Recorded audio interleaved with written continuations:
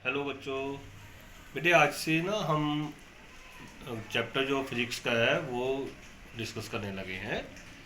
ठीक है, आपको सिमरन मैडम जी करवा रहे हैं, तो आज से मैं जो फिजिक्स के यूनिट्स हैं, जो टॉपिक्स हैं, वो डिस्कस करूँगा। तो सबसे पहले हमारा जो चैप्टर नंबर 8 बनता है उसका नाम है मोशन। ठीक है, तो मोशन बेटे, जैसे हम कोई भी व्हीकल चलाते हैं तो उसको हम बोलते हैं कि वी आर इन मोशन। लेकिन अब जब हम फिजिक्स पढ़ते हैं तो इसमें कुछ स्पेशल टर्म्स आती हैं, बेसिक टर्म्स आती हैं। सबसे पहले टर्म आती है रेस्ट एंड मोशन। रेस्ट क्या है? फिजिक्स कहती है कि रेस्ट हम तब कहते हैं जब हम एक ही जगह पे फिक्स हैं। अगर हम मूव नहीं कर रहे हैं तो तब हम रेस्ट में हैं।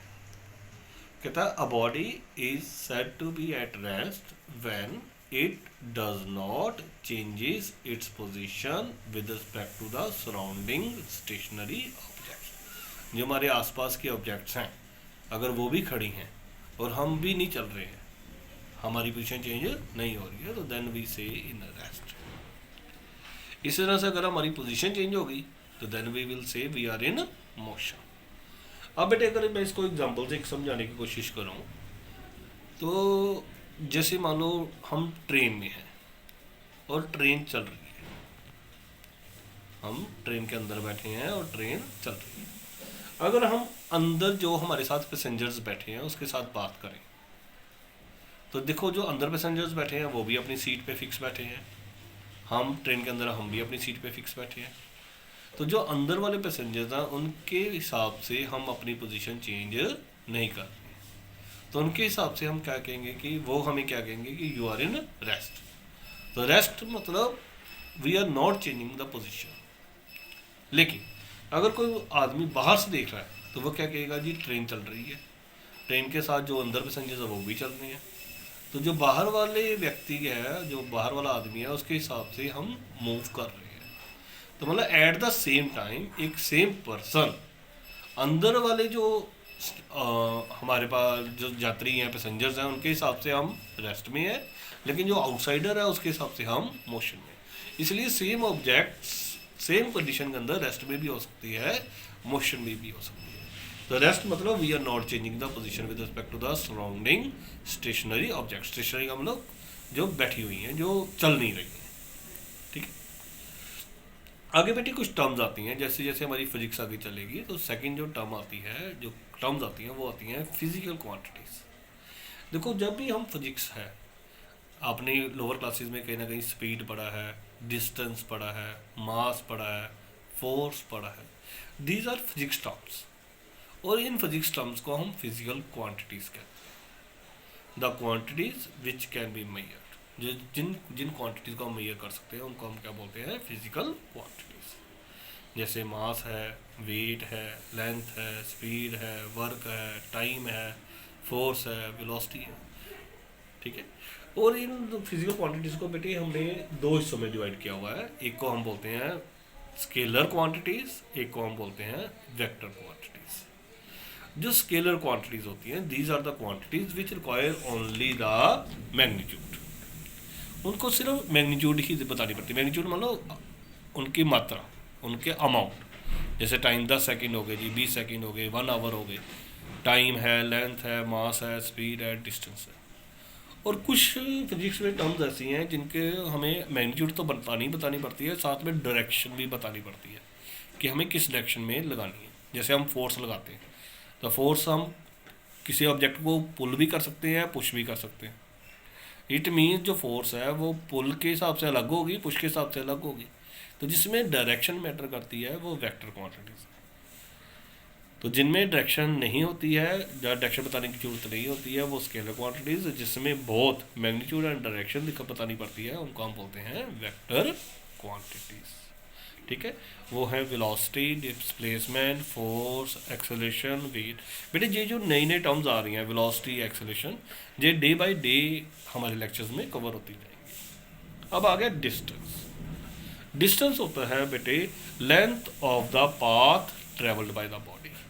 एक बॉडी ने कितना डिस्टेंस कवर किया, कितना पाथ कवर किया, उसको हम क्या बोलते हैं, डिस्टेंस। जैसे ये देखो, मान लो बॉडी जहाँ से शुरू हुई, जहाँ से लेके वो जहाँ तक गई, फिर जहाँ तक गई, मान लो। तो ये जो ए बी का डिस्टेंस आएगा, मान लो ये 5 मीटर है, ये मान लो 3 मीटर है, तो A B plus B C कितना बन गया, 5 + 3, इसको हम बोलते हैं डिस्टेंस। ठीक है। और अगर मैं ए और सी के बीच में एक स्ट्रेट लाइन लगा दूं, तो जो ए सी बनेगा उसको हम बोलते हैं डिस्प्लेसमेंट। क्या बोलते हैं हम, डिस्प्लेसमेंट। मान लो इसकी वैल्यू 7 मीटर आ रही है, तो डिस्प्लेसमेंट कितनी होगी, 7 मीटर। तो डिस्टेंस क्या है, जितना पार्ट ट्रेवल हुआ, A B plus B C, और ए और सी के बीच में जो डिस्टेंस है, जो शॉर्टेस्ट डिस्टेंस बनेगा वो हमेशा स्ट्रेट लाइन का डिस्टेंस बनता है, उसको हम क्या बोलते हैं, डिस्प्लेसमेंट। तो देखिए, तो length of the path travelled by the body is called distance. और एक बेटी ये चीज कहते हैं unit of distance in SI system. बेटे एक वर्ड यूज हुआ है S.I, I for international system. SI का मतलब होता है इंटरनेशनल सिस्टम ऑफ यूनिट्स। ठीक है। और बेटे जो एसआई होता है उसको याद रखना, उसमें हम जो लेंथ है वो मीटर में ही मेजर करते हैं, जो मास है वो हम किलोग्राम में मेजर करते हैं, और जो टाइम है वो हम सेकंड में मेजर करते हैं। तो जैसे अभी डिस्टेंस डिस्कस हो रहा था, डिस्टेंस क्या होती है, लेंथ। तो लेंथ के यूनिट्स क्या होते हैं, मीटर। तो डिस्टेंस के यूनिट्स भी कितने होंगे in SI system is metre. अगर आपने पढ़े हुए हैं, किलोमीटर भी यूज़ कर सकते हैं, सेंटीमीटर भी यूज़ कर सकते हैं। लेकिन अब हम 9th में हो गए हैं, तो हमने सिर्फ एसआई सिस्टम ही करना है मेनली, और एसआई सिस्टम में क्या होते हैं, मीटर। आगे आता है डिस्प्लेसमेंट।